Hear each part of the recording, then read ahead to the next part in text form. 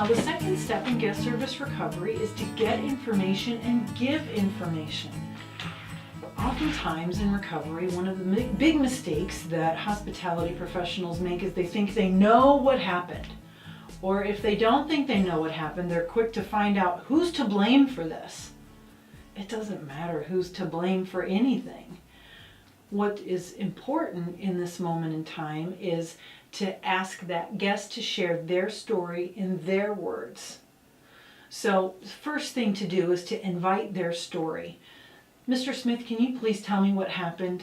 This is what I know so far. Now tell me what your version is, or tell me what you know. Thank you so much for telling me. In that moment in time, you should be separating a couple of things. You should be separating practical aspects and emotional aspects of the complaint. So here's an example. If a guest says to me, I find it completely unacceptable that I had to wait for 30 minutes for a shuttle. What kind of a place are you running here? Okay, there are two different things happening here. There's a practical aspect to that complaint, and then there's an emotional aspect to that complaint. Is that he's mad about that. Practical, he's late. Emotional, he's mad. So I have to fix both of those. Late, I can fix right away by getting him where he needs to go.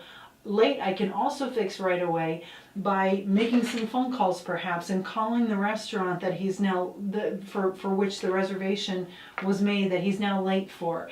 Late, I can also fix perhaps by driving him myself. Late, I can also fix by maybe taking the rest of his party or offering to pick up the rest of his party at the places where they're also staying. Late is calling a cab and paying for the cab myself. I can fix those things. Mad, maybe I can't totally fix mad, but maybe I can be there and stand in the pain while he's being mad. Maybe I can identify with mad and say, I get it. And if I were you, I'd be mad too. You should never have had to wait around like that. I don't know what happened, and I am determined to get to the bottom of it. The goal right now is to get you where you need to be. So separate the practical and the emotional. So he's mad, I understand, but he's also late. So I need to separate the two, because later this is where the +1 is going to come from, and that's why that's important. I want to give some facts and save face. Giving some facts means I'm not going to throw my coworkers under the bus. Hey, maybe the shuttle was running late because somebody on a shuttle had a heart attack and we had to have an ambulance come, and it disrupted all of the routes and things just kind of went haywire. So I might have to explain a little bit of that to our guests. I'm not going to tell every guest that we had a shuttle driver that had a heart attack and it was terrible, and yes, he's had heart issues for a really long time. Give some facts. We had a serious medical issue that caused some disruptions in our routing service. I really do apologize. We're working our hardest to try to work around that right now. I assure you that we're going to have a shuttle here in the next 10 minutes. Thank you for being so patient and understanding.